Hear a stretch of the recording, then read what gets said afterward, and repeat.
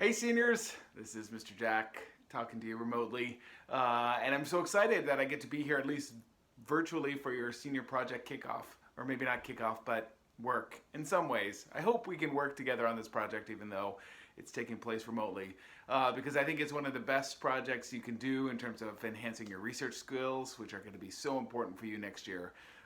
So let's get started, and I'm just going to show you a few tips for how you can take sort of a big, unwieldy subject and narrow it down to something that's a little bit more manageable and easier to research. So what we're going to do today is we're going to try to go from a big topic down to a smaller question. And I've given you a worksheet that you can do as we move along. I'm going to start at the end with a question that I developed after starting with this big topic. Now, the problem with big topics, as you know, is when you start to search for them, you get too much information, and it takes too long to wade through all that stuff. So the first question we're going to ask is, who does this topic affect? And if I'm thinking about income inequality, I can look at a variety of different types of people that can help me narrow this down. And I would focus on myself because I'm interested in this topic. I want to see how it affects me. And just by adding this kind of subject to my topic, I can go from 98 million hits down to around 9 million hits. Now it's your turn. I want you to think about your topic and think about all the different kinds of people that it impacts, including yourself, but going beyond yourself to think about different kinds of people that this might impact, such as people of different ages, races, genders, all the demographic information that might broaden your scope. The next question I want you to consider is location. How does your topic look different in different locations? Now for me, I live in San Francisco, so that's a natural location for me to explore. I'm interested in how it impacts my community. And so I'm going to add that to my search term.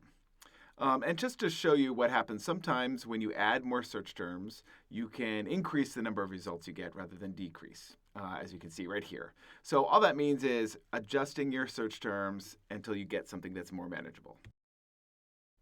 Now it's your turn. What are the locations that impact your topic? And you can think of this geographically, starting with small cities, getting to bigger areas, or think of types of areas like urban and rural, or even locations like schools or offices. My next question is really what? What is the problem? And I can start to look for this by just scanning my Google searches. And when I do that, I find this article here that looks interesting, talking about affordability. But you can see it's dated 2019, and I want the when to be more recent. So I'm going to switch over to Google News and start searching news stories because I want something more recent, and Google News is good for that. So I'm going to find here a story that's dated this year about a parcel tax that looks interesting. And just below it is another one about teacher housing, again dated this year. And those are better articles for me because they're more recent and help me develop a more focused topic. Now it's your turn. I want you to do the same thing. Try to find the problem in an article from the Google searches using your keywords. The last question we're going to ask is probably the most important, which is why? Why should we care about this? And for me, the teacher salary issue has some ramifications that are significant. It can cause all these long commutes and a second job, which will result in poor teaching, and that's something I care about, and you should too. But more significantly, I think, because it's so difficult, teachers are leaving. And we have a teacher shortage that is looming. And that, to me, is really the so what for my topic. Now it's your turn. Tell me why I should care about your topic. Why is it important? Thanks to all this Google searching, I now have a lot of keywords, both broad and narrow, that I can use to help me find further information when I go to the databases. And the databases are good because I can get reliable information and I can search for it more efficiently than I can on Google because of some of their search features. And I'm just going to point out a few of those to you here. So today we're going to look at ProQuest, which if you are logging in at home, there is a tricky sort of way to access this. So I'm going to show you that here. So you just click on ProQuest and you'll see the login page here. Click on that top box and don't write in Los Altos. Click here and you'll see the password, place where you can put the password information. And you'll know you're logged into ProQuest when you see Los Altos High School at the top banner there. So ProQuest is a good database. It has a lot of content on it that's going to help you. And so let me just show you how I use some of this content when I put in some of my search terms. So I put in a search term, and what I want you to notice that on the left-hand side, I have my results and all these limiters, which I'm going to start using. So I only want full-text articles, because I just want to see that. Right now, I'm only interested in results from the last 12 months, so I can click that. And you can see my results are going down every time I click on a limiter. I'm just going to look at newspapers for now, because those are the most recent. But you can see they have magazines, scholarly articles, other things. And now that I've done that, I have a much more manageable list of articles to look through. And all my search terms are highlighted, so I can see how often they appear in the title or the abstract, and that gives me a sense of how much it is talked about in the particular article. Once I find an article that looks good, I'm going to click on it, and it'll give me the full text here so that I can read through that. I can turn off the highlighting if I want to in the upper right-hand corner. But I'm going to look through that, and if I want to save it to my drive, I just click here and save it to my Google Drive. You'll get a pop-up window, which will just ask you for permission.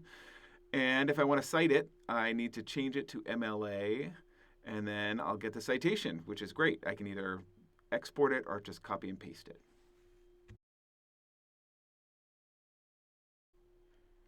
If I'm looking for different opinions on a particular topic, one thing I can do is use the limiters to help me find those. So again, clicking on newspapers, now I want to look at the sort of types of articles. And here you'll see a whole list from commentary to opinion to editorial.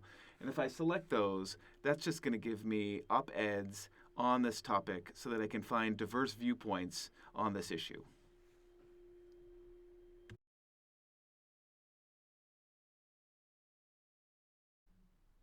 And finally, when I'm ready to dive into something more weighty, I can use ProQuest to help me find scholarly articles.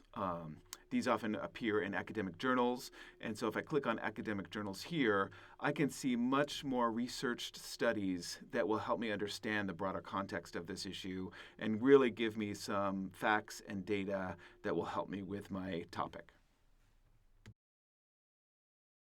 Okay, now it's your turn. Why don't you use ProQuest and just play around with that if you haven't used it before. But don't forget the other databases, because different databases have different information in them. They subscribe to different magazines, different newspapers, different academic journals. So it's helpful to look at a number of different databases, including Gale or EBSCO. And so take advantage of those. And of course, if you have any questions, please contact me. Your teacher will show you where the panic button is on our library website, and we can always work remotely that way. Okay, good luck, everyone.